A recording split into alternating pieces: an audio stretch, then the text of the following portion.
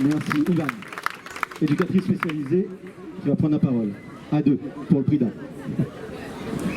Bonjour à tous. Moi, je suis pas médecin. Je suis juste éduque.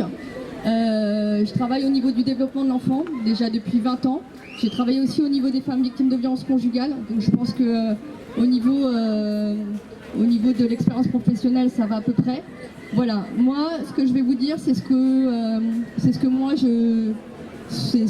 sur quoi moi je travaille. Je travaille sur le fait que les enfants ont besoin de l'ensemble du visage pour pouvoir apprendre.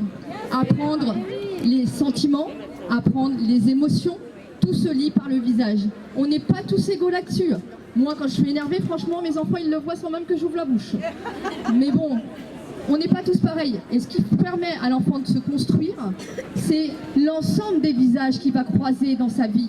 L'ensemble des personnes qui sont bienveillantes ou malveillantes, c'est ça qui lui permettra de faire son développement.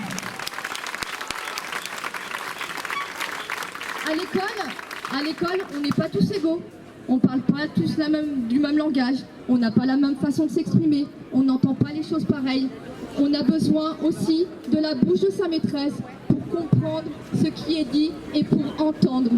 On m'a appris, moi, en tant qu'éducatrice, de me mettre au niveau des enfants quand je leur parle, de les regarder dans les yeux et de m'exprimer. On m'a appris aussi qu'un enfant, des fois, il est timide. Il parle tout doucement dans sa moustache pour que personne ne voit au cas où il se trompe. La maîtresse est là aussi pour voir. Tiens, peut-être que tu as la bonne réponse. Donne-nous la bonne réponse. Quelle maîtresse va voir aujourd'hui que l'enfant tente de s'exprimer dans la classe? Quelle maîtresse? On parle, nous, en tant qu'éducateurs spécialisés, de la pyramide de Maslow. Ça ne parle pas à tout le monde, hein. Mais dans la pyramide de Maslow, il y a l'estime de soi. Il y a le besoin d'appartenance. L'enfant, il a besoin d'appartenir à un collectif.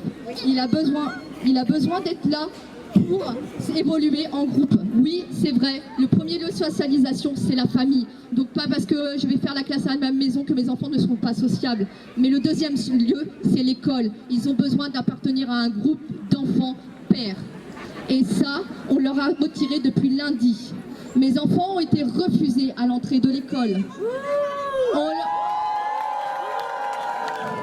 On leur a dit, mets ton masque, tu n'en as pas de souci, j'ai tout pour toi, j'ai ton masque. Non, je ne mettrai pas le masque, maîtresse, mais je veux aller avec mes copains. Voilà ce que m'a répondu mon enfant. Non, tu n'iras pas avec tes copains, puisque tu n'as pas le masque. Eh ben maman, je rentre à la maison.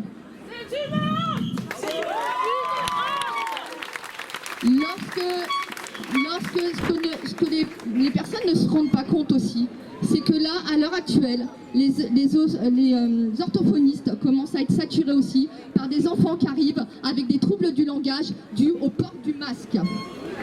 Ça, personne n'en parle.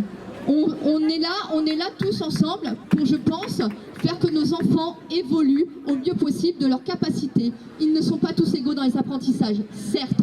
Sauf que leur mettre un masque sur le visage ne va pas arranger les choses au niveau de leur apprentissage.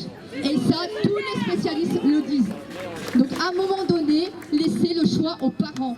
Laissez le choix aux parents d'être des parents conscients et de faire jouer aussi leur autorité parentale qui dit que seuls nous pouvons